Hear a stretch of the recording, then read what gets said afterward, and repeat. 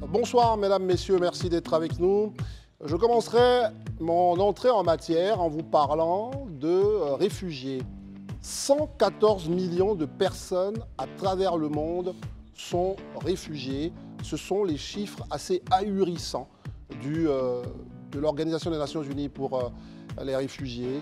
Voici comment, dans le monde, nous sommes prêts à faire partir de force tout un ensemble de personnes. Autre information que je souhaiterais vous partager, c'est qu'il y a beaucoup de dégénérescence humaine dans le monde actuel, car les médecins ont détecté qu'il y a plus de 600% de cas de perturbations endocriniennes depuis quelque temps et que les hommes sont de moins en moins intelligents par rapport donc, aux 20 dernières années. Est-ce que nos conditions de vie ne sont pas la cause de tout ça? Eh bien, voici ce que je souhaitais partager avec vous ce soir. Dans tous les cas, on n'en parlera pas. Il y a tellement à dire sur cette dernière news. Bonsoir André. Bonsoir Christelle. Bonsoir chez vous. J'espère que vous allez bien. Merci d'être avec nous. Alain Toussaint également est avec nous. Bonsoir Alain. Bonsoir Christelle. Bonsoir Daouda. Bonsoir Christelle. Comment ça bonsoir va ce soir? André et bonsoir à tous. Élisée Boloube, bonsoir. Bonsoir Christelle, bonsoir André, bonsoir chers amis, bonsoir chez vous.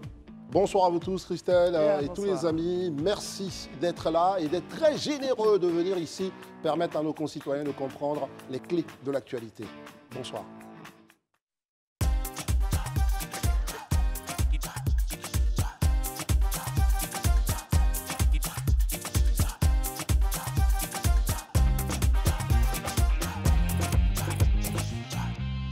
Nous allons commencer cette émission sous forme de coup de gueule. J'espère que l'ensemble de nos amis ici partageront donc ce diagnostic de ma part. Comment les éléphantes, donc ce sont nos représentantes au football, à l'équipe nationale de football féminin, comment ces dames ne pourront pas participer donc au prochain JO à Paris? Eh bien, la raison est tout simplement ahurissante. Christelle. Oui, elles ont déclaré forfait. Pas parce qu'elle le voulait, simplement parce que la FIFA n'a pas reçu l'engagement de la part des autorités ivoiriennes, principalement de la fédération ivoirienne de football. Et elles ont déclaré forfait. C'est triste, c'est bien dommage, on en parle justement, André, pour savoir un peu ce qui s'est passé. Est-ce que c'est des problèmes d'argent? Est-ce que la fédération ivoirienne de football est à court d'argent? Il était question de choisir entre la CAF, du moins la CAN, et les Jeux Olympiques, ou simplement on a oublié qu'il y avait un agenda qui nous attendait. Enfin bref, on en parle ce soir avec notre plateau. Alain Toussaint, réaction. Écoutez, moi je ne suis pas du tout surpris de ce qui se passe. Quelques jours plus tôt, on avait appris d'ailleurs que la fédération avait reporté le démarrage du championnat de Ligue 2 pour des raisons liées à l'absence de section féminine dans ces clubs de Ligue 2. Je pense que c'était plutôt un prétexte. Mais depuis 2015, année durant laquelle nous avons remporté la CAN, je voulais vous demander quel autre succès avons-nous remporté du point de vue du football?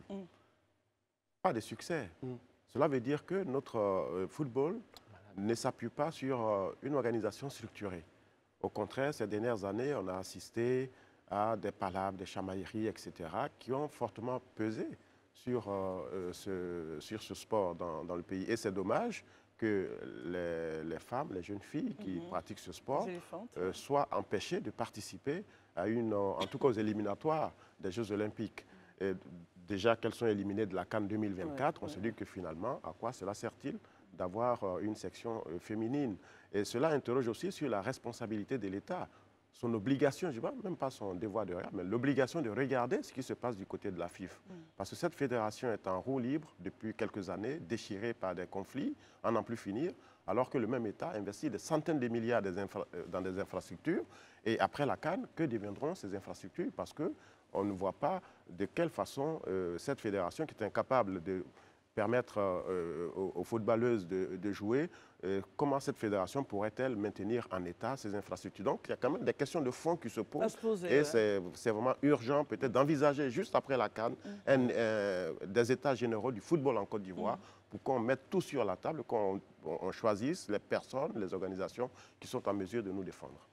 Vous avez employé un mot, Toussaint là, je me tourne vers Élisée pour partager, pour avoir son avis sur ça. Alain Toussaint a dit elles ont été empêchées.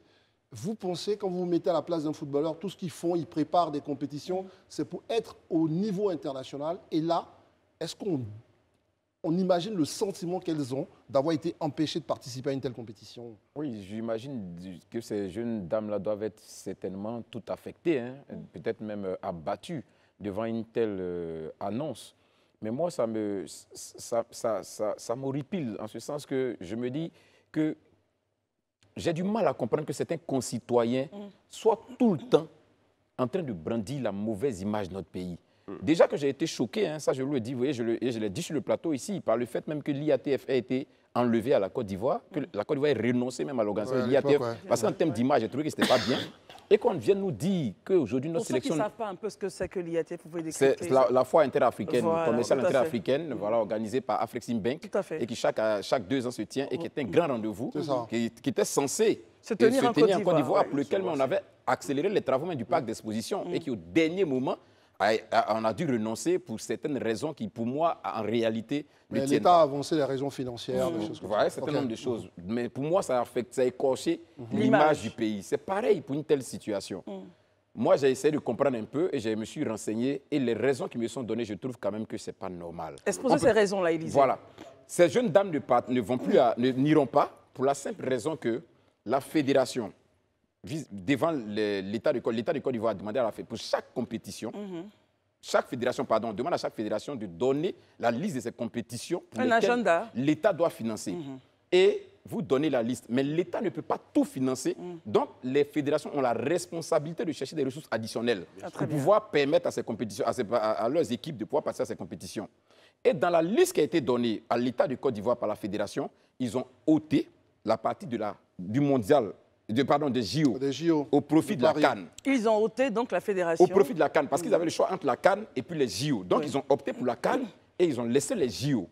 Maintenant, ils savaient que la CAN pour laquelle ils ont opté, les filles ne peuvent plus aller parce qu'elles ont été éliminées en cours de chemin. Voilà. Maintenant, ce que nous, on ne comprend pas, dès l'instant que les filles étaient éliminées en cours de chemin, il faut automatiquement restratégiser. Mais justement, pourquoi ne pas engager des démarches? C'est vrai que l'administration prend son temps pour faire un certain nombre de choses, mais je pense que depuis lors qu'elles ont été éliminées, ce n'est pas une affaire de 2 semaines, 3 semaines. On aurait pu déjà engager des procédures pour permettre de réaffecter ces filles-là vers la compétition majeure. C'est une compétition majeure. Les jeunes filles se battent à longueur de journée. On ne peut pas chaque jour prôner qu'on veut, comment dirais-je, promouvoir les femmes, amener les femmes à s'intéresser au sport. Mais de telles décisions-là, vous pensez que ça peut encourager d'autres filles encore à pouvoir s'engager sur le chemin du football? Non, pas du tout. Donc, arrivé à un moment, il ne faut pas qu'on donne l'impression qu'on fait 2 poids, 2 mesures. Parce que c'est une équipe masculine, on n'allait jamais avoir une telle décision. Ça, c'est très bien. Daouda, est-ce que on sent que Lisée parle avec beaucoup de passion?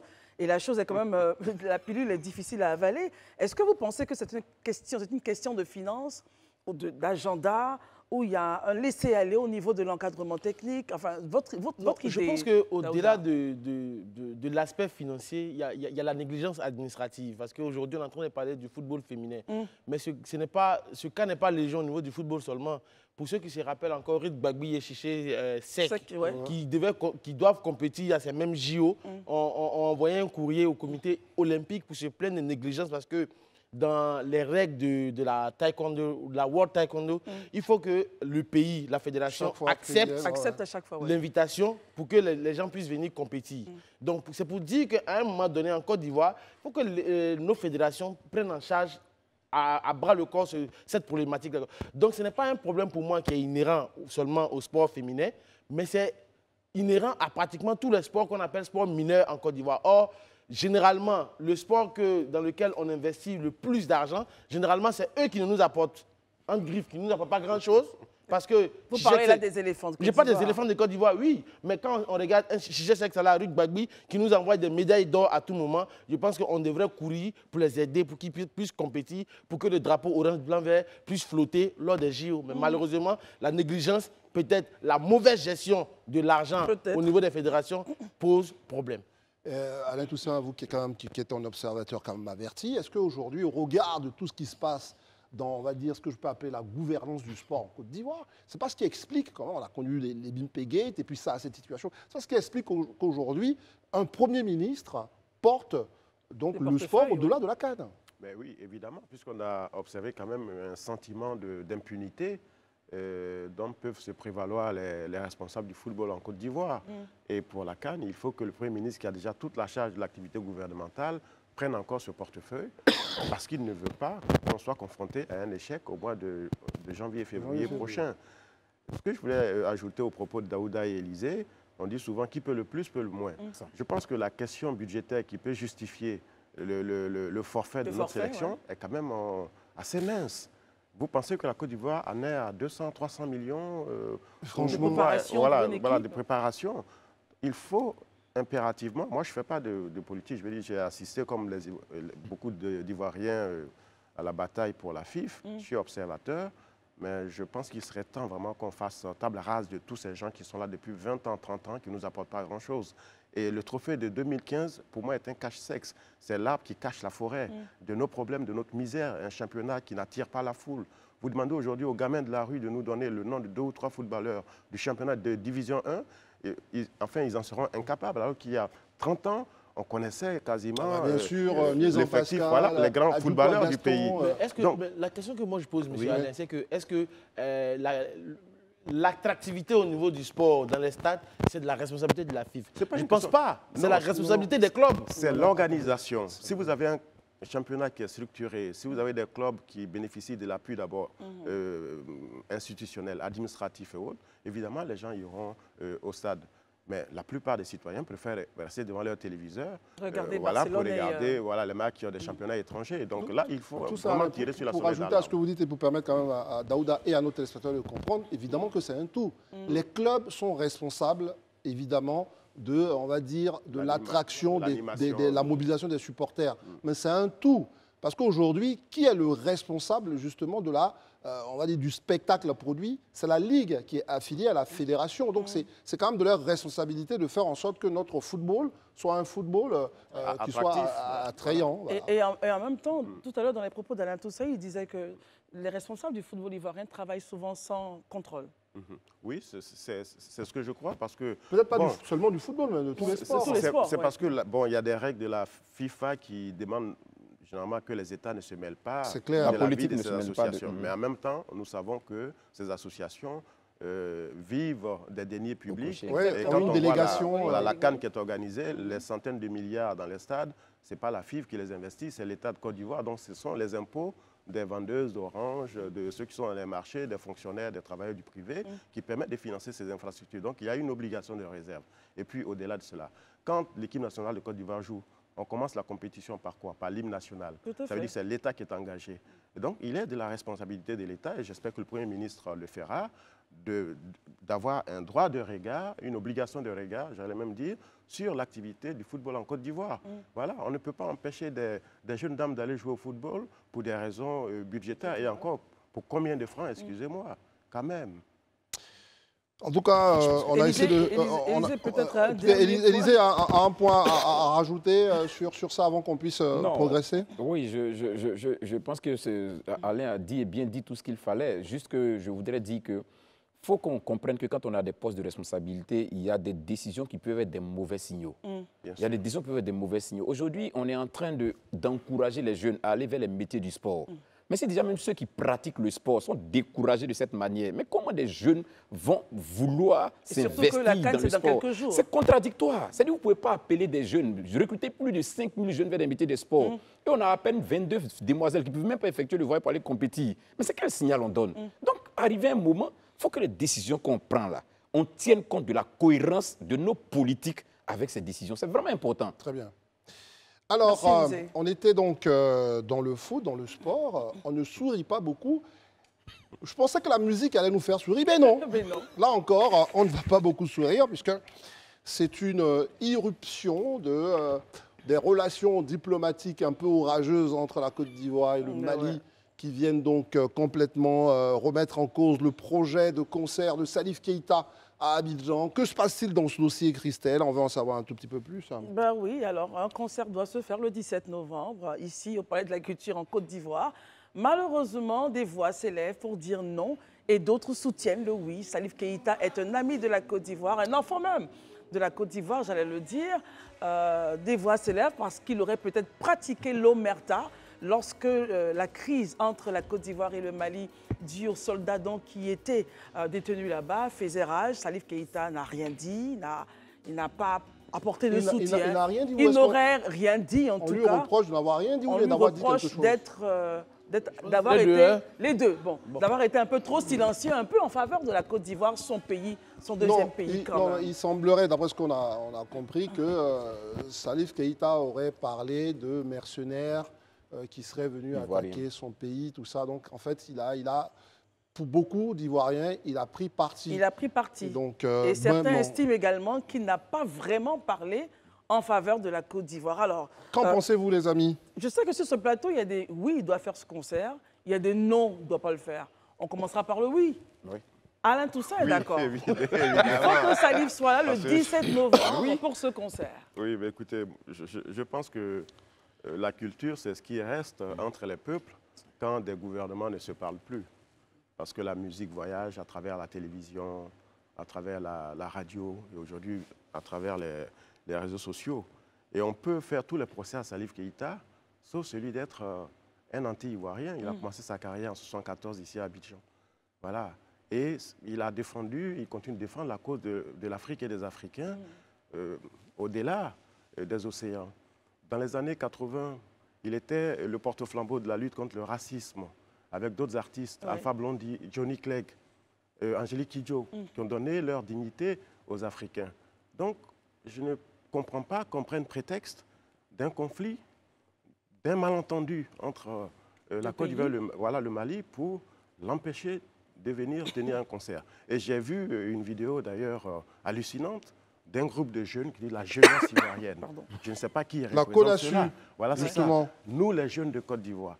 Franchement, je pense qu'il faut... Ça allait trop loin selon vous? Il faut qu'on revienne à de meilleurs sentiments.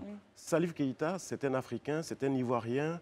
Je pense qu'il a l'engagement qu'il a. C'est son droit. Quand Tiken Jah chante les dictateurs, les présidents illégitimes et autres, les uns l'applaudissent, d'autres le bannissent. Et Salif, en tant qu'artiste, en tant que poète, c'est son devoir aussi d'avoir une position. Il a estimé que la France avait une attitude au Mali qui n'était pas responsable. Et il a, dans son propos, peut-être indexé des États qui seraient, selon lui, les suppôts de la France. Mais et alors? Ça s'écrit, ça se dit à longueur de médias. Salif n'a dit ni plus ni moins que ce qui est écrit dans les médias. Donc on ne peut pas l'empêcher de faire son travail et de vivre de son art. Très bien. Alors Daouda, vous êtes pour le non? Oui, non, moi je suis pour que M. Salif Keïta ne vienne pas en Côte d'Ivoire parce qu'il faut installer les choses dans leur contexte. Allez-y. Oui. C'est vrai que M. Alain Toussaint a dressé un très beau tableau de Salif Keïta avec tout ce qu'il a fait, mais n'oublions pas, il faut rappeler aux uns aux autres que Salif Keïta a été conseiller spécial de cette junte au Mali, qui est la CNT. Et donc, en tant que Malien qui soutient l'Afrique, qui connaît les liens séculaires qu'il y a entre la Côte d'Ivoire et le Mali, et que lui-même, Salif Keïta, a commencé sa carrière ici, à Bobo. Attendez, Daouda, on ne vous entend pas très bien, mais permettez que le temps qu'on puisse régler ça. La question vraiment, c'est là où, en résonance avec les propos d'Alain, je vais venir avec vous dans les propos d'Alain, est-ce que notre Salif Keïta, notre Mondjou, a pris une position, comme est-ce qu'il a pris une position contre la Côte d'Ivoire? La Côte d'Ivoire, clairement. S'il ne l'a pas fait, je dis que ça ne devrait pas, techniquement, engager un boycott. L'idée de ce que je veux dire, ce n'est pas question de prendre ou ne pas prendre, mais dès l'instant que tu es conseiller spécial dans une junte au niveau du Mali, où comment on appelle ça, tu apportes ton soutien de façon claire à cette junte-là, j'avoue que pour moi, ce n'est pas nécessaire qu'ils viennent en Côte d'Ivoire. Parce que, pourquoi est-ce que je dis cela? Tu prends position clairement pour dire non, comment on appelle ça, les 49 soldats ivoiriens sont des mercenaires. Et si tu dis qu'ils sont des mercenaires, nous, on n'est pas en droit d'accepter. Très bien, donc, et j'aimerais juste Daouda, on n'a toujours pas réglé votre problème de micro, donc on va permettre à Élisée de parler le temps qu'on puisse... Alors, on a deux positions à Élisée. C'est ça. Du coup, quelle est la vôtre? Élisée, votre position. D'accord. Parfois, d'autres me taxent de tout chercher avec l'équilibrisme. Mais non, même cette fois-ci, moi, je pense que ma position rejoindra celle de Alain. Je pense que ma position rejoint celle de Alain. Il faut mais est-ce que ceux qui refusent aujourd'hui à Salif Keïta de venir en Côte d'Ivoire savent que Salif Keïta a chanté une chanson de campagne pour le président Ouattara? Ouais. Est-ce qu'ils en sont conscients? La chanson, en plus, elle était Les opposants auraient pu en ce moment-là dire que Salif Keïta s'immisce dans la politique ivoirienne. Ouais. Et qu'est-ce qu'ils auraient répondu, eux? Donc, quelque part, il y a des éléments qui font qu'aujourd'hui, on doit quand même être en mesure de faire la part des choses. La culture, Alain l'a si bien dit, c'est ce qui nous reste Rassemble les peuples. quand la politique veut nous diviser. C'est ça. Il faut faire la part des choses.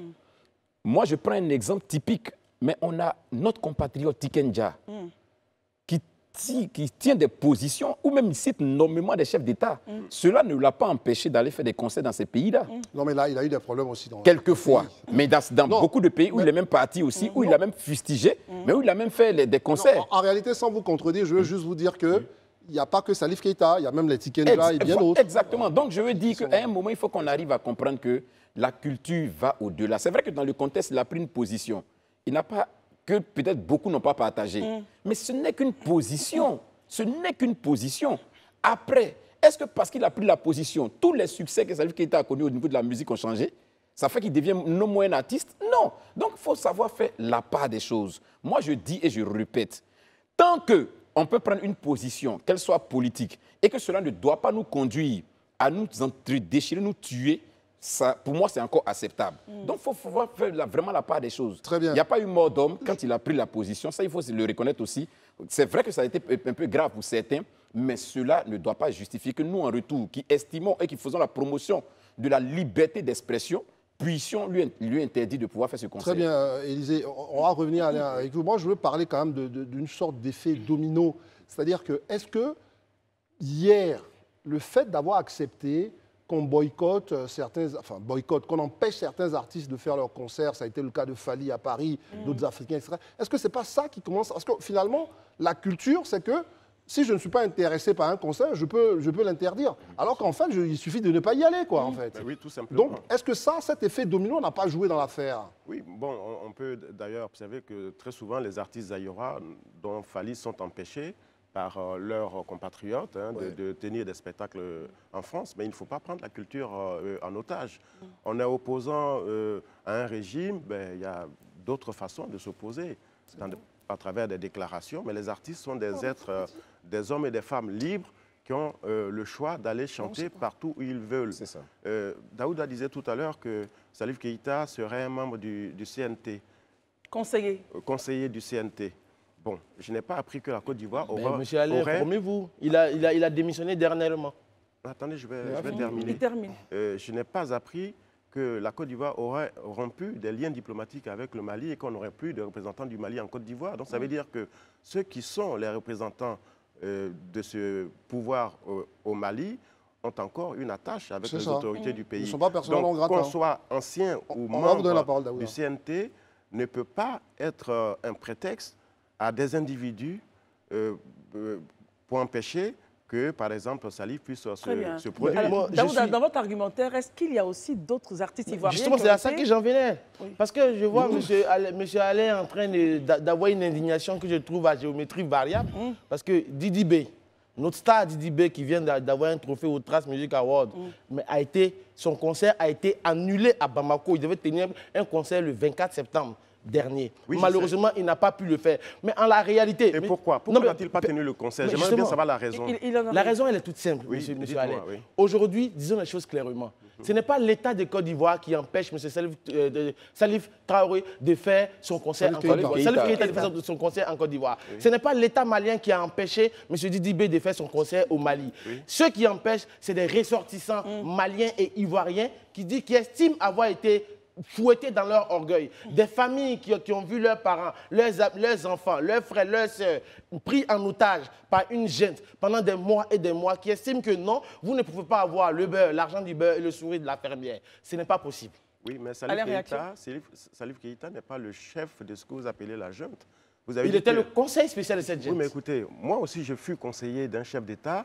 Je n'en suis pas pour autant responsable de ce qu'on pourrait lui reprocher. Mais justement, je vais vous rappeler quelque chose. Non, attendez, s'il vous plaît, s'il vous plaît. Je pense que la politique est quand même quelque chose de très sérieux et qu'il faut parfois éviter le mélange des genres. Je vous parle de culture.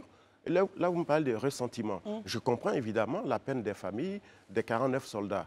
Mais entre-temps, quand il y a eu une normalisation entre les deux pays, pourquoi faut-il encore continuer de jeter de l'huile sur le feu? Je pense que la responsabilité du journaliste, c'est d'être un faiseur de paix. Vous devez être un ambassadeur de la paix, pas de ressortir des vieux dossiers pour attiser encore la haine entre le Mali et la Côte d'Ivoire. Merci. Non, je n'attise pas. Juste un mot, hein, et on passe à je n'attise Élysée, pas la peut-être haine entre le sujet. Mali et la Côte d'Ivoire, mais je comprends le ressentiment des Ivoiriens qui ont subi cela. Très Parce bien, que, vous avez monsieur répondu à la Alain, je question. tiens à vous rappeler que Ouais. vous avez été conseiller d'un chef d'État, mais vous avez même produit des artistes collectifs. Il y a eu le collectif Abou Gallier qui était sur ce plateau ici, que vous avez soutenu. Mais pendant ce temps, la musique qu'il jouait, c'était pourquoi? C'était pour galvaniser pendant ce que vous avez appelé la résistance patriotique. Donc, c'est pour dire que la musique a un rôle important à jouer dans la politique. C'est très important. La musique de Salif Keïta prône la haine. Mais Salif Donnez-moi un Keïta a titre été de conseiller chanson. spécial Oui, de mais- cette gente. Mais- Et dès non, l'instant qu'il était conseiller attendez. spécial On de ne cette pourra gente, pas les vous gens sont en départager. droit de dire non, on ne veut pas de lui. Juste en 5 Daouda, on secondes. cède la parole. Monsieur Daouda, Oui, monsieur Alain. donnez-moi un titre de Salif Keïta dans lequel il dirait des paroles contre la Côte d'Ivoire ou contre la paix en Afrique. Un seul titre. Le simple fait même d'être conseiller spécial de la junte malienne et non, d'estimer non, que non, non. les soldats, laissez les 49 terminer. soldats ivoiriens sont des mercenaires, ça pour moi, ça justifie Très bien. On va être l'annulation. cool, d'ailleurs, Et on va Dieu être merci, l'État de Côte d'Ivoire ne l'a pas annulé, c'est les organisateurs qui ont reporté le concert. Il faut Très le bien. préciser. Alors, Élysée. Vraiment, on ne va pas pouvoir vous départager. Mais je ne sais pas, Élysée, lui, peut-être, c'est un juge de paix, qui sait. Ah ben, il est avec Alain, on le sait. Élysée. Non, je- L'argumentaire de Daouda, c'est que le concert de Didi B au Mali a été annulé. On n'en connaît pas les raisons. Est-ce que sur la base de cet argumentaire, vous vous dites, ah, c'est vrai, peut-être que c'est ce qui pousse nos ressortissants, justement, ici, nos frères ici, à Moi, dire on ne veut pas? Je pourrais juste répondre en utilisant l'adage. Est-ce utile de répondre au coup de patte de l'âne? Est-ce que c'est normal? Si là-bas, ils ont estimé à leur niveau qu'il fallait le faire, mais nous, on n'est pas obligés de nous comporter comme ils se comportent. Si tant est que notre conscience nous dit que ce qui a été fait n'est pas bon, pourquoi on voudrait faire la autant? même chose. Ce n'est pas utile.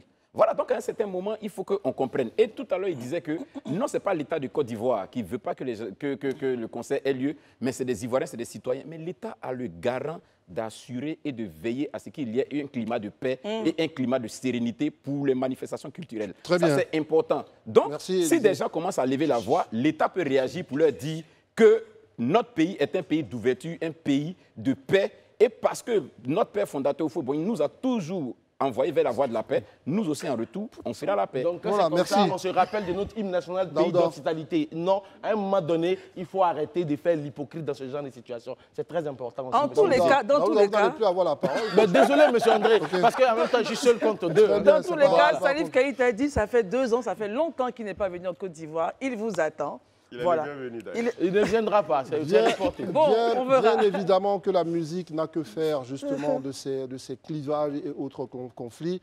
Ceux qui veulent aller regarder Salif Keïta sont libres de le faire. On n'a pas à interdire ceux qui ont envie de se faire plaisir d'aller le faire. Si vous n'aimez pas Salif Keïta, Ben, vous comme restez à moi, la maison. je n'aime pas un certain nombre de musique, je n'y vais pas, un point, un trait, qu'on s'appelle Salif Keïta ou Tartampion. Voilà ce qu'on peut dire sur le sujet. Nous allons essayer de Daouda, le progresser. sentimental. Nous allons essayer de progresser puisque justement il y a des sujets qui ont été ramenés sur la table Yes, par le yes, gouvernement ivoirien qui, à travers donc, son conseil des ministres, a dit une chose essentielle. Vous êtes chauffeur d'un véhicule administratif, ne croyez pas que vous êtes au-dessus de la loi. Désormais, vous allez payer plein pot l'ensemble de vos infractions. Voilà, les véhicules administratifs subiront désormais la force et la rigueur de la loi. On a constaté, donc, c'est sur la base de cet accident dont on parlait hier, mais il y a d'autres choses, des véhicules administratifs qu'on retrouve au champ en train de charger du manioc, dans les cortèges de mariage, tellement de choses. Daouda, réaction. Bah, moi, j'avoue que ça me choque de voir des voitures plaques jaunes en train d'être à l'abattoir pour transporter des moutons. Tu parlais de champ, mais ça transporte aussi des moutons, ça transporte du charbon, ça roule à contresens, ça ne respecte aucun code de la route. Mais il est important. En semaine ou en jour Même le dimanche. Donc, imaginez-vous, c'est à tout moment. Je veux dire, il faut qu'aujourd'hui, les Ivoiriens apprennent à comprendre qu'il y a une différence entre véhicules de fonction et véhicules de service. Le véhicule de service, ça, c'est pour faire le travail. Pendant de 7h30 à 16h30, quand le travail est fini, garez cette voiture. Parce que finalement, vous roulez, vous créez des accidents. Et généralement, ces voitures-là ne sont pas assurées. Quand on a des accrochages avec eux, ils ne sont pas assurés. Et souvent même, ils vont te gratigner et ils s'en vont, carrément. mais on va aller se plaindre où? À un moment donné, il faut que ça s'arrête. Tout ça, Alain, sur cette question des infractions de la route. Je le vois Alain qui souriait. Ces véhicules-là ne sont pas assurés parce que c'est la loi qui le prévoit. Il y a un code des assurances interafricaines qui indique que, puisque c'est l'État, il est supposé avoir les moyens. C'est ça. Il n'a pas besoin, à la différence d'un particulier, d'avoir une assurance. Mais il a besoin quand même de respecter les termes. Voilà, effectivement. Et ce n'est pas une raison pour que ceux qui sont au volant de ces véhicules-là se comportent avec un incivisme qui provoque la mort d'individus ou la destruction des biens.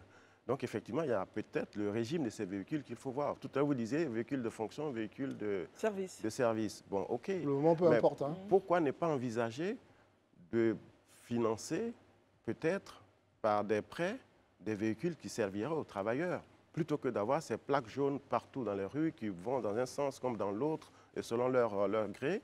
Et je pense qu'il y a un vrai problème de gestion du patrimoine de l'État. L'usage, en effet, vous parliez des mariages, des baptêmes, des machins, en brousse, etc. Mais peut-être qu'ils sont en mission, on ne sait pas. Voilà. S'il est à l'abattoir, si le patron veut manger du paiement, comme on dit. Voilà, exactement. Non,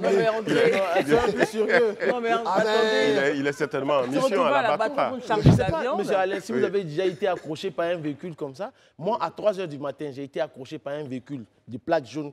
Mais finalement, le monsieur, il m'a embouti ma voiture, mais il s'est confondu en excuses. Parce que à 7 h, si on veut mener le constat normalement, mais ce n'est pas bon pour lui. Oui, mais ça irait nulle part, parce qu'il n'est pas le premier, certainement, et c'est grave, en fait. à causer un accident à 3 h du matin. Élisée Bolougbe. D'accord, OK. Moi, je suis un peu, excusez-moi, hein, juste en 30 secondes, une petite anecdote. Quand j'étais en cité universitaire, une fois, il m'arrive de me rendre au 43e BIMA, dans le but d'aller pour une activité sportive. Et quand je suis à l'entrée à la Guérite, je vois un véhicule qui arrive, un véhicule à immatriculation militaire, de 43 BIMA même. Et à bord, parce que je connais les grades, puisque j'ai fait un camp de gendarmerie, il y a un colonel en bord et un commandant. Le commandant au volant, le colonel est assis à droite. Et quand ils arrivent net là, l'agent qui est là, qui est un caporal, il les fait arrêter, il les salue et il leur demande de contrôler le véhicule. Ils ouvrent tous les coffres, le colonel met dessin, il ouvre les coffres et le jeune homme contrôle tout et il part. Dès que la voiture part, je demande au jeune homme, il dit, mais c'est un colonel et puis un commandant qui est à bord. Il dit, mais et puis après, la loi, c'est qui la vote? C'est eux qui sont en haut. Donc, ils doivent être les premiers à la respecter. Ça m'est resté à l'esprit. Mais justement, on est tout le temps en train de vanter ces pays-là. Mais pourquoi? Parce qu'arrivé un moment, ceux qui prennent les décisions sont les premiers à les respecter. Parce qu'il ne s'agit pas juste de prendre des décisions pour les autres. Et puis nous autres qui sommes censés nous qui avons voté la loi, on se soustrait à cette loi. Voici notre problème aujourd'hui, en fait, dans nos États.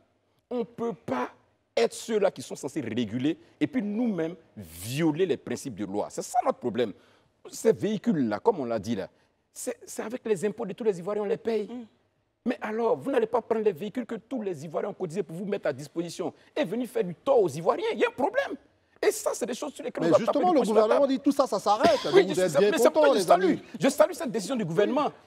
Je suis d'avis avec toi. Je salue cette décision du gouvernement, justement. Et ça, je veux que tous les Ivoiriens, nous soyons tous les gendarmes de cette décision-là. C'est-à-dire quoi? Faire des photos? Mais dès qu'on voit quelqu'un en sens inverse, on va faire les photos et puis on va les déposer où il faut les déposer. Mais ça ne va pas continuer. Il faut arriver un moment qu'on arrête aussi. Ça non, mais c'est très important ce qu'il dit. C'est très important parce qu'au-delà même des sens inverses, voici des gens, même qui sont dans des cortèges de nos ministres, qui souvent se permettent de mettre... Parce qu'il y a quelques mois, le président a... Quelques années.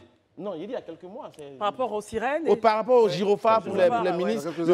Quelques années. Voilà. Le président a interdit cela. Mais malgré que le fait que le président ait interdit cela, mais quand on est dans la circulation, c'est qu'à Abidjan, il y a beaucoup de travaux, il y a des embouteillages, mais les cortèges de nombreux ministres mettent la pression aux gens dans la circulation. La chose de l'État les attend. Oui, parce qu'il faut se réveiller tôt, simplement. Il fallait, pardon? Il faut se réveiller tôt. Ben okay, plutôt que les autres. Je pense que ça, c'est la phrase pour terminer donc, cette séquence. Il faut juste que ceux qui travaillent pour l'administration se lèvent tôt. C'est un vrai privilège de travailler pour la collectivité et donc ça nécessite qu'on ait un minimum de discipline. Il faut donc continuer de dérouler, Christelle, l'ensemble de notre programme pour cette première partie. Nous recevons une experte, elle va arriver tout de suite, Ola Jolassoun, qui va arriver, qui va nous rejoindre. C'est une experte dans les domaines informatiques, traitement de l'information, etc. Et elle est arrivée comme ça du Bénin. Et c'est bien, vous savez que ce plateau est très international. Hein. Et elle va nous partager un peu son expérience de cette compagnie qu'elle a créée sur la base de son expérience canadienne. Et cette compagnie-là a une ambition, faire en sorte que nous soyons formés technologiquement en Afrique, très bien, et maîtriser tous ces outils. Je vous présente bien ou pas? Très bien. Et vous y croyez? Parce que, écoutez, j'allais dire au marché de Dantokpa, Dantokpa, c'est pas chez vous? C'est vous au marché de Dantokpa? Oui, c'est Dantokpa, c'est au Bénin aussi. C'est au Bénin, justement, au marché de Dantokpa, la petite école qui est à côté. Ils n'ont même pas d'ordinateur. Vous voulez faire des formations comment? Vous voulez parler d'informatique? Alors là, moi, j'ai vécu la plupart de ma vie aux États-Unis, au Canada, 33 ans. 28 ans d'expérience dans la technologie de l'information. Et puis, mon expertise couvre le cloud computing. C'est ça. On va en parler. Hein. On va en parler. Mais la formation dont on est en train de parler, ce n'est pas pour le Bénin, ça ne vient pas de Bénin. Ça vient du fait qu'on est en train de chercher une solution à un problème qu'on a en Afrique. Globalement. Ça n'a rien à faire avec le Bénin. On a fait le preuve de concept au Bénin pour voir vraiment est-ce que ça tient la route au Bénin. Mais c'est un problème qui est éparpillé partout en Afrique aujourd'hui. En Afrique, ma question c'était de savoir, prenons justement le terrain béninois que vous avez expérimenté. Est-ce que vous pensez que c'est si évident que ça au regard du fait qu'on n'a pas les moyens? On n'a pas d'ordinateur, le Wi-Fi, excusez-moi, c'est compliqué. On veut bien garder les choses dans le cloud, mais il faut bien déjà avoir Internet, etc. Comment on fait déjà? Est-ce qu'on n'est pas en train de passer rapidement une étape? Pas du tout. Moi, je pense que les choses sont en train d'avancer aujourd'hui. On a la fibre optique. Avant, il y a 5 ans, il y a même 3 ans, pour avoir l'Internet, c'est tellement cher. Aujourd'hui, tu peux avoir l'Internet, le fibre optique chez toi à 25 000, 30 000 francs par mois et qui te permet d'accéder à toutes les ressources possibles en ligne aujourd'hui. Le problème, ce n'est pas réglé. C'est clair que ce n'est pas partout dans le pays, mais ça s'en vient. Ça s'en vient. Et puis moi, on a fait le preuve de concept avec les gens, vraiment, qui sont venus en personne, parce que éthique aujourd'hui, c'est une formation que tu te présentes en personne, juste pour régler un peu ce problème, parce qu'on a l'infrastructure est là, les fibres optiques sont là, et les professeurs sont là en présentiel pour vous former. Alors, pour moi, pour répondre à votre question, oui, ce n'est pas là où on veut que l'Internet soit aujourd'hui, mais ça s'en vient et puis les choses sont en train de changer, vraiment. Très bien. Alors, bon, Élisée, d'accord. Moi, il y a une des choses qui, pour moi, est très importante, c'est la conservation et la protection des données. On en produit tellement en Afrique et malheureusement, c'est souvent stocké à l'extérieur, ailleurs et autres, tout ça. Est-ce que ce n'est pas aussi un risque que nos données soient sur des plateformes à l'extérieur, au lieu qu'on peut les garder à domicile? Qu'est-ce qui est fait dans ce sens? OK. Le cloud aujourd'hui, ça dépend. Si c'est les données gouvernementales, oui, on peut dire on veut garder ça ici. Mais le pouvoir de cloud qu'on a aujourd'hui pour l'entreprise, par exemple, AWS, Amazon, IBM, mais ce n'est pas seulement gardé là-bas, c'est un peu partout dans le monde. Il y a des DR, Disaster Recovery, qui est là, qui est redondante, qui est dans d'autres pays. C'est sécurisé si on a l'expertise. Voilà le problème qui est très, très, très important aujourd'hui. Oui, on veut aller vers le cloud, mais est-ce qu'on a l'expertise pour mettre des choses en place comme il faut? À ce niveau, quel est votre constat? Est-ce qu'on a vraiment l'expertise? Non, on n'a pas l'expertise. C'est pour ça qu'on veut former. Et c'est pour ça que nous, on a trouvé la solution au problème, parce que oui, la digitalisation, la cybersécurité fait partie de la digitalisation, les développements, la modernisation fait partie de la digitalisation, l'intelligence artificielle, tout ça là fait partie de la digitalisation. Mais est-ce qu'on peut faire la digitalisation sans avoir des ressources pour nous supporter avec des expertises qualifiées dans ce domaine-là pour mettre les choses en place comme il faut? Très bien. Comme il faut. Parlez français. That will help me. Oui, that will really help me if you speak English. Let's go for it. What is the process to achieve your goal towards Africa? Quel est votre processus justement pour atteindre votre objectif pour l'Afrique? À quel moyen comptez-vous atteindre vos objectifs? Voilà. Because it's very huge. It is huge. Okay, and that's where... Please, in French for me. Yeah. Elle parle bien traduit. Non, on va parler franglish. Ok, d'accord. On va faire les deux En plus, c'est ensemble. très joli quand vous parlez français, allez-y. OK, merci. En fait, pourquoi je le dis? Parce que généralement, les écoles de formation, Yeah. on vient de l'extérieur, on a un grand goal, on a un grand objectif, mais le continent est très large, vous le savez, Yeah. et les défis sont nombreux. Est-ce que vous avez un processus, un agenda? Par exemple, d'ici 5 ans, c'est l'Afrique de l'Ouest. D'ici peut-être 2 ans, ou 6 ans, c'est l'Afrique centrale. C'est quoi votre plan? Voilà. Le plan qu'on a mis en place, c'est de commencer, il y a 2 ans, on a commencé par preuve de concept, qu'on a commencé au Bénin pour dire, on veut tenter le terrain pour voir est-ce que ça tient la route. Au Bénin. Au Bénin. Yeah. So, ça a marché. Maintenant, on est venu en Côte d'Ivoire Quand pour vous dites lancer. quand vous dites ça a marché, tout le Bénin est Non, ouvert? pas tout le marché. C'est pour ça que je dis on a fait Ok. preuve de concept. On a Ok. testé, on a pris quelques étudiants de différents backgrounds. En plus, on n'a pas besoin d'être informaticien pour faire cette formation-là. Tu peux faire histoire, tu peux faire géographie, peu importe Ok. ton background. Le but ici, ce n'est pas juste de former dans l'informatique. Le but ici, c'est de focuser dans les besoins de présent, qui est le cloud computing, Ok. qui est l'intelligence artificielle et la résolution des problèmes, parce que c'est ça le problème clé ici. Right? Parce que les gens qui sont en place, qui sont en train de développer ces solutions-là, il faut commencer par quel problème on veut résoudre avec la digitalisation. C'est ça. Cette expertise qui s'occupe de cette situation-là, on n'a pas ça en Afrique. Pour nous, on ne va pas couvrir toute l'Afrique de l'Ouest en entier. On va commencer quelque part. Et Côte d'Ivoire est là où on veut commencer, commencer cette formation-là. Ok. So, pas à pas. On ne va pas tout prendre by en même step. temps. Step by step. Thank you. Step by step. Et ça, c'est bon, c'est un anglais que je comprends. Merci, Ola. Il faut quand même dire que vous êtes une vraie experte en la matière, 25 ans d'expérience. Vous avez travaillé quand même chez l'un des géants, ce Amazon Web Service, qui est vraiment aujourd'hui celui qui dispose d'un des clouds les plus puissants au monde. En tout cas, merci d'être rentré chez vous en Afrique pour essayer de pousser tout ça. Et on espère que ITIC va grandir, c'est votre compagnie, et toutes les solutions que vous proposez. En tout cas, merci d'être passé nous voir. On sera très heureux de vous recevoir la prochaine fois encore pour des débats plus longs. Merci et puis à très très bientôt. Et merci à vous. Enchanté. Okay. Merci, Madame Olasun. Thank you for coming. You're welcome. Thank you. I appreciate it. Alors, nous, on revient en français. Still place. Alors, Nous, on était perdus. On se non, croyait rassurez-vous, quelque part. on est là. Et on Tu va- étais perdu. Non, j'ai été perdu. Merci, Franchement perdu. je fais la pause. On va donc se retrouver juste dans quelques minutes. À tout à l'heure. Nous abordons à présent la deuxième partie donc, de l'émission du jour, le Grand Talk, qui a démarré depuis donc 19h.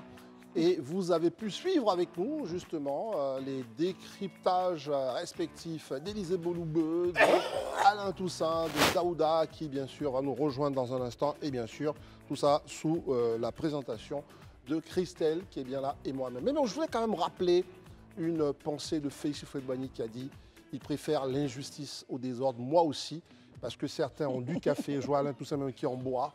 Et Oh là c'est là, ça, c'est c'est pas une vrai. forme d'injustice. Mais comme je n'aime pas le désordre, évidemment, je ne vais pas faire la bagarre pour en avoir. Tu n'étais pas seul d'ailleurs. Voilà, Moi aussi, j'ai rien. Vous savez Voilà bien comment- En toute chose, il y a toujours des faveurs, n'est-ce pas? Voilà, le président Houphouët-Boigny avait raison.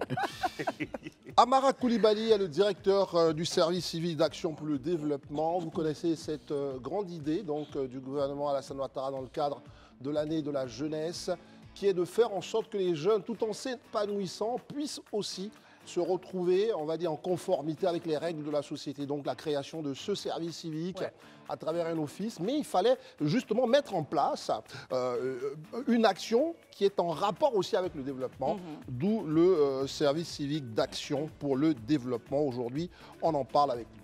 Tout à fait. Alors, Monsieur Amara Koulibaly, bonsoir et bienvenue. Madame. Vous êtes le directeur du service civique d'action pour le développement, information sur le... Et vous allez nous donner donc, des informations sur ce que vous appelez le service civique d'action pour le développement. Qu'est-ce que c'est en fait?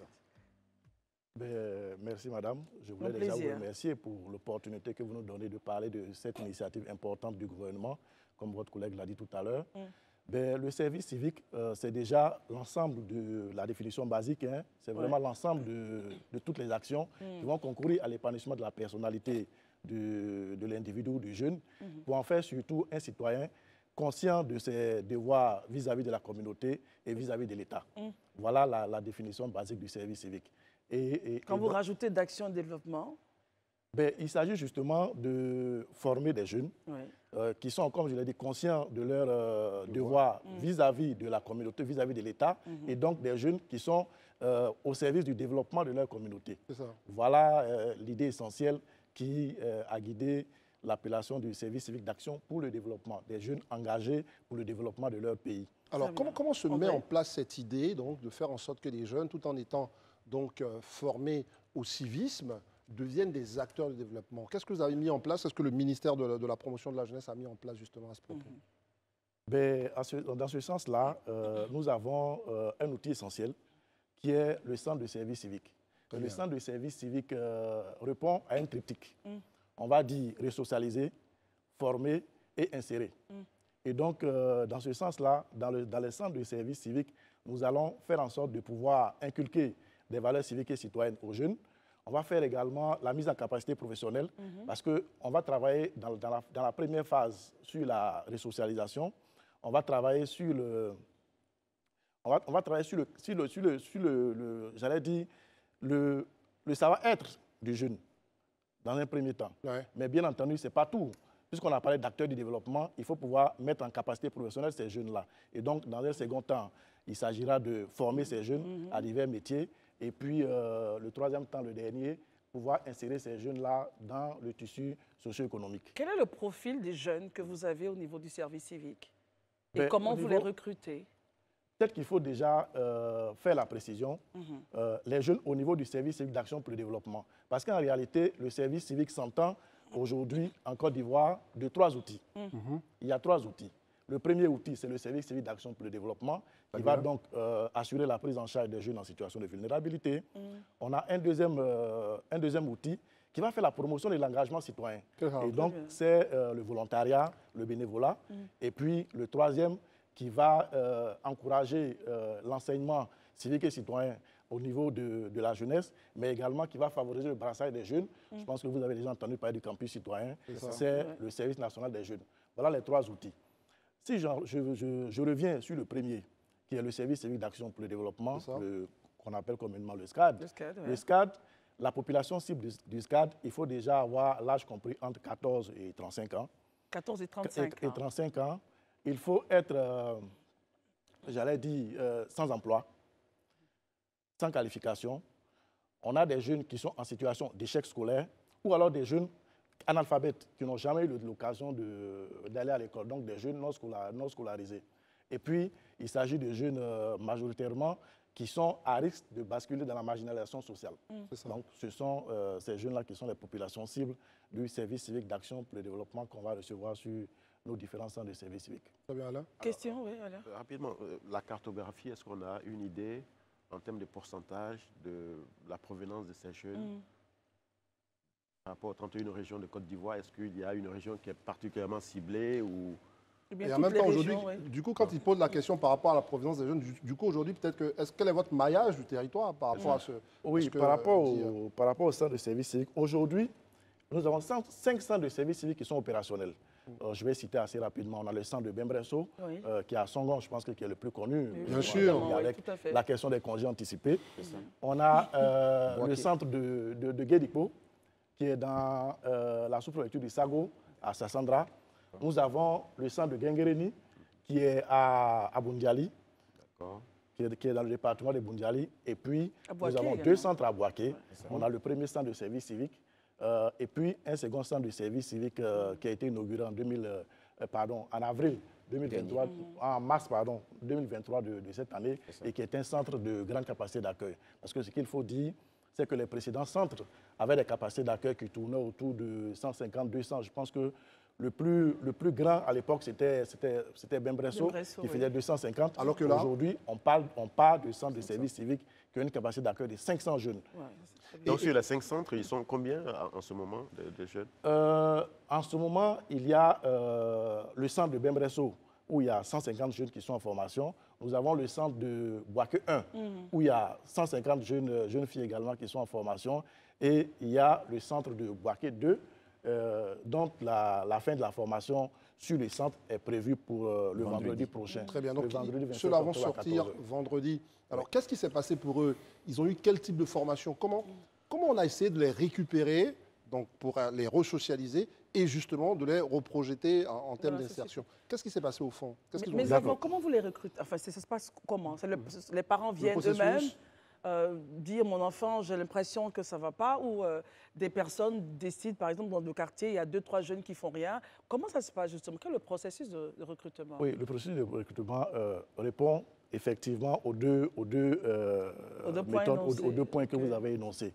Effectivement, nous avons des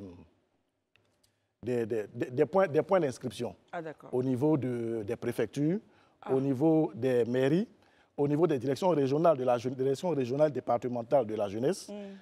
Nous avons également des points d'inscription au niveau des agences de l'emploi jeune. Et nous avons également nos services même où, de façon permanente, des parents peuvent venir inscrire leurs jeunes. C'est gratuit? Mais également totalement gratuit. Alors là, totalement gratuit. Okay. La prise en charge est totalement gratuite. Et je veux préciser aussi que, puisqu'on s'intéresse à une population si particulière, vulnérable, nous sommes en lien avec les ONG qui travaillent dans le secteur et qui ont donc l'avantage de bien connaître la cible. Ce sont ces ONG qui font en sorte de nous les appelons chez nous des structures de captation, voilà, qui font le travail, voilà, qui font le travail. Elle a bien fait de vous dire comment vous les recruter, mais maintenant, ils y sont là. Ils ont pris, ils sont venus à leur petit baluchon, ils sont rentrés dans le centre. Comment ça va se passer pour eux? Déjà, vous faites bien de dire avec leur petit baluchon, parce qu'ils ne viennent pas avec grand-chose. Oui, ils ne viennent pas avec grand-chose. Parce que sur le centre, je vous le dis, la prise en charge est totale. C'est gratuit. Oui, ils ont un équipement, ils sont soignés. C'est vraiment une prise en charge totale. La restauration, tout ça, c'est total. Maintenant, le parcours éducatif et pédagogique se résume en 3 points. Le premier, comme je l'ai dit, c'est la resocialisation. Donc, pendant une certaine période, pendant 2 mois, on va travailler sur le savoir-être de ces jeunes-là. Et donc, le personnel, comme vous le voyez, nous avons un personnel d'encadrement qui est constitué de militaires et de travailleurs sociaux.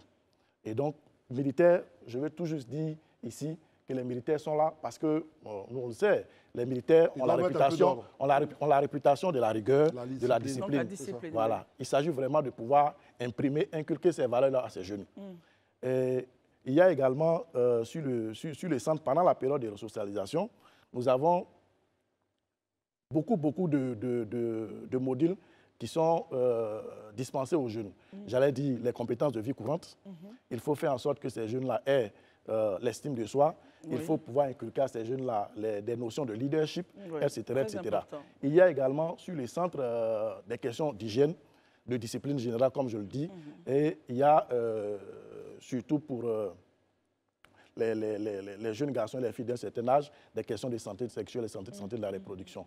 Premier élément. Deuxième élément, mise en capacité professionnelle, formation qualifiante. Et donc, il y a plusieurs métiers qui sont dispensés sur les centres. Et je vais dire déjà que les métiers sont en fonction, du bassin d'emploi. Voilà. On étudie en amont le bassin d'emploi et on fait en sorte que ces jeunes-là puissent faire ces métiers. Et dernier élément, c'est l'insertion. On va faire le stage, on va faire l'insertion. D'accord. Depuis quelque temps, quand même, existe le service civique. Est-ce qu'aujourd'hui, vous pouvez nous donner un bilan du nombre de jeunes qui ont été formés jusqu'à ce jour et quel est le résultat après qu'ils soient, si éventuellement ils sont déjà sortis de ces centres-là, qu'est-ce qu'ils sont devenus? C'est quoi la suite? Est-ce qu'il y a une prise en charge qui suit après ou bien ils sont livrés à eux-mêmes? Déjà, pour le chiffre, je vais dire, avant que les 500 ne sortent de Boaké, il y a exactement 2556 jeunes qui sont passés sur nos centres de service civique. Et on recense environ 1795, 96 qui ont pu être insérés. Donc, nos taux, on tourne autour de 70%. Et les autres, qu'est-ce qui va se passer pour eux? On tourne autour de 70%. Et pour les autres, ce qu'on fait, c'est que comme on a, j'allais dire, l'avantage d'être dans le même ministère, avoir la même tutelle, pardon, l'agence emploi que l'agence emploi jeune, voilà, qui a vraiment comme cœur de métier l'insertion des jeunes. On profite donc de l'avantage comparatif que l'agence emploi jeune a pour faire en sorte de pouvoir les récupérer et pour les insérer en AGR et autres. Justement, ceux qui vont sortir là, ce week-end, vendredi, ils ont déjà l'assurance d'avoir une destination, un stage, un emploi ou quelque chose de durable? Oui, pour la majorité d'entre eux. Et dans quel domaine? Quel domaine spécifiquement? Est-ce que pâtisserie, boulangerie, mécanique? C'est quoi exactement? Bon, sur le centre, pour les 500 de cette cohorte, bon, c'est l'expression qu'on utilise. C'est ça, c'est une cohorte. Comme on a avec les militaires, c'est cohorte, ce n'est pas péjoratif du tout. Non, c'est pas péjoratif. On le voit sur les documents, il n'y a pas de souci. Voilà, OK. Donc, on a la pâtisserie, la cuisine-pâtisserie, boulangerie. On a également la mécanique, on a tous les métiers du BTP. On a l'agro-pastoral, l'élevage, l'agriculture. On a la menuiserie, etc. On a tous ces métiers-là.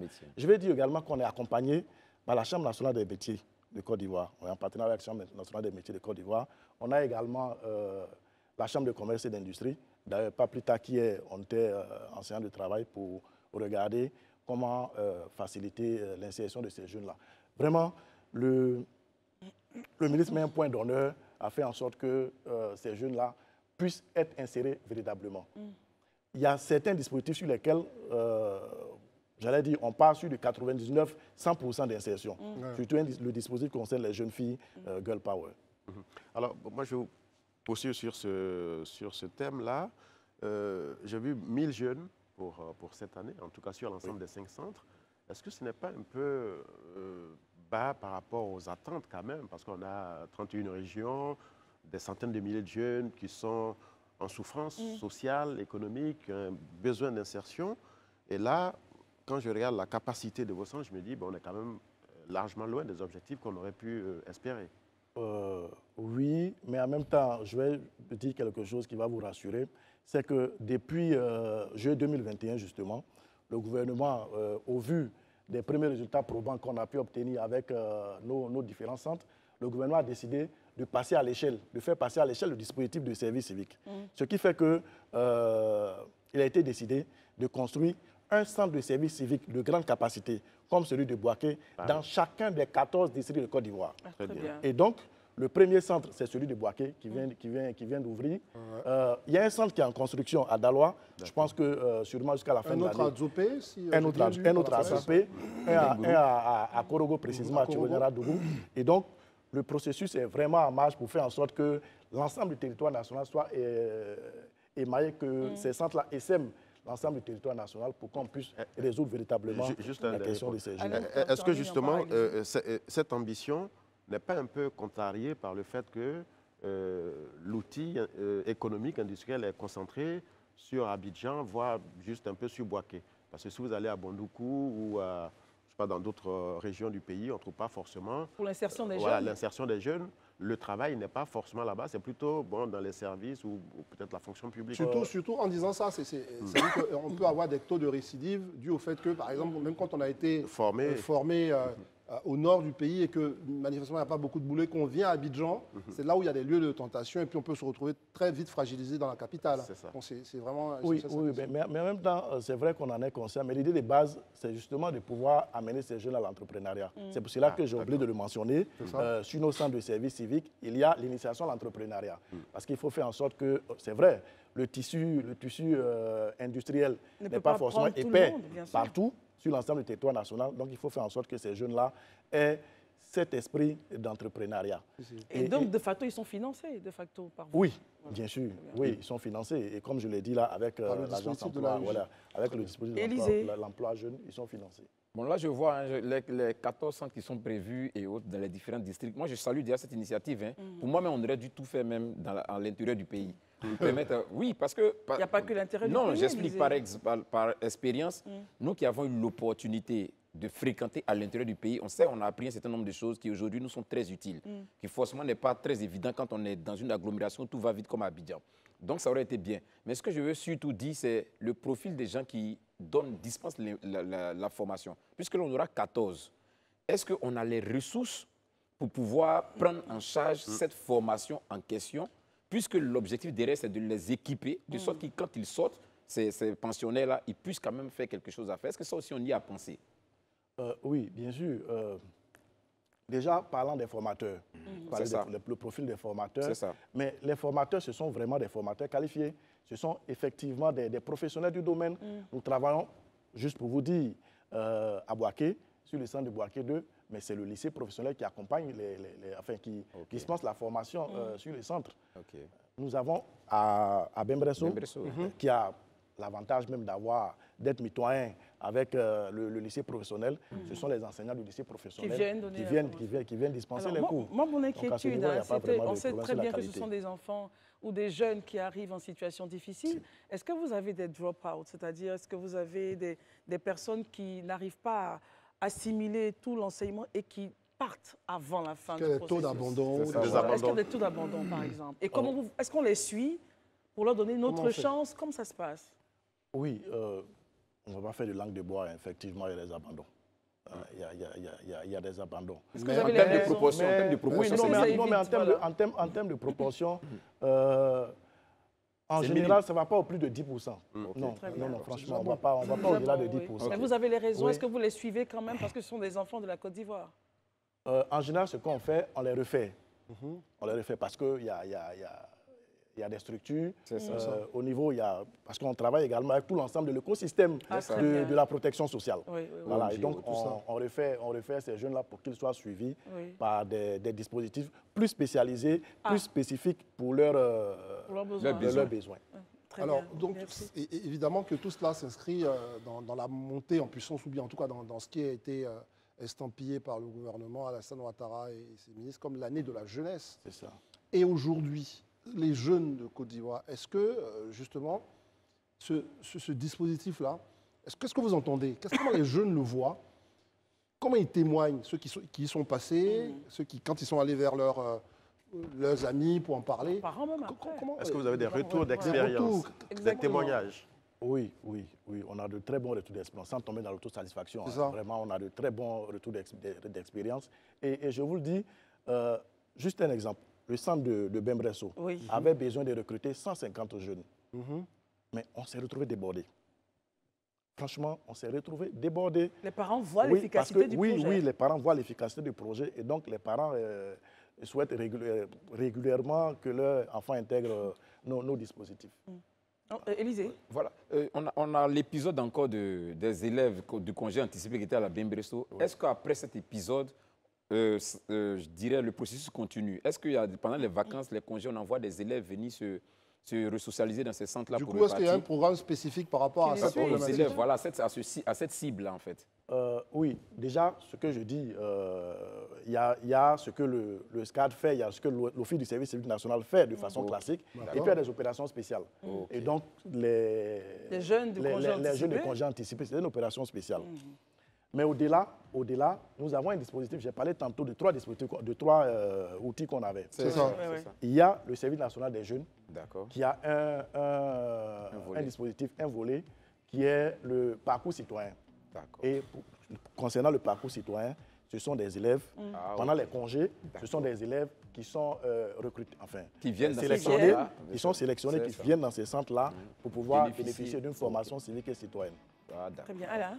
Oui, rapidement, il y a deux fléaux aujourd'hui qui minent la jeunesse, tabagisme, alcoolisme. Est-ce que lors de leur passage dans ces centres-là, des messages de sensibilisation leur sont envoyés? Est-ce qu'ils sont réceptifs? Est-ce que vous pouvez en parler rapidement? Oui, bien sûr, c'est même parfois ce type de jeunes-là qui comme je l'ai dit tantôt, qui sont à risque de marginalisation, qui sont à risque de tomber profondément dans ces addictions-là, sont ce type de jeunes-là que nous recrutons.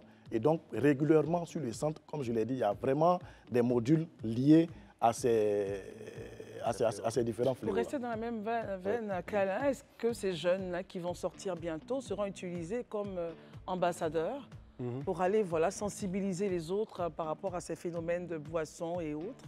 Oui, ça, vraiment, on le fait régulièrement. Déjà, même sur le centre, régulièrement, on fait venir des anciens pensionnaires. Et même pendant nos cérémonies, on fait régulièrement venir des anciens pensionnaires qui viennent témoigner de ce qu'ils sont devenus. Très bien. Oui. Le service civique d'action pour le développement, évidemment, c'est, on va dire, l'outil que vous êtes venu nous présenter aujourd'hui dans le grand, projet donc, du service civique national. Mais en tout cas, écoutez, nous, on a eu beaucoup de plaisir à échanger avec vous, à voir la passion qui vous anime, à parler de ces jeunes-là que vous resocialisez, que vous sortez de la vulnérabilité et que vous engagez à être des citoyens modèles et libres, surtout parce que quand on est dans la vulnérabilité, évidemment, on n'est plus libre, on est tout le temps assisté. Merci en tout cas d'être venu contribuer justement à la construction de notre histoire nationale. Merci, M. Amara Koulibaly. Je rappelle que vous êtes le directeur du service civique d'action pour le développement. Merci d'être venu et plein succès encore à vos activités. Merci à vous. André. Oui, Christelle, vraiment, le rendez-vous d'aujourd'hui. Un mot quand même pour Daouda, parce qu'il avait eu une petite difficulté. Vous êtes nombreux à nous regarder et à l'adorer, que ce soit là depuis chez vous ou sur Internet. Eh bien, il n'est pas revenu. J'espère qu'il n'y a rien de grave. Voilà. On le retrouvera probablement demain. Oui, Dieu voulant, forcément, on le retrouvera demain. En tout cas, merci de nous avoir suivis. Merci Élisée, Alain, merci beaucoup. Merci à vous. Vous êtes de plus en plus nombreux à nous suivre sur les réseaux et partout. On se retrouvera donc demain pour une autre émission du Grand Talk. D'ici là, portez-vous bien. Et c'est la place à Makiza maintenant. Allez, bye. On sera à Boaké.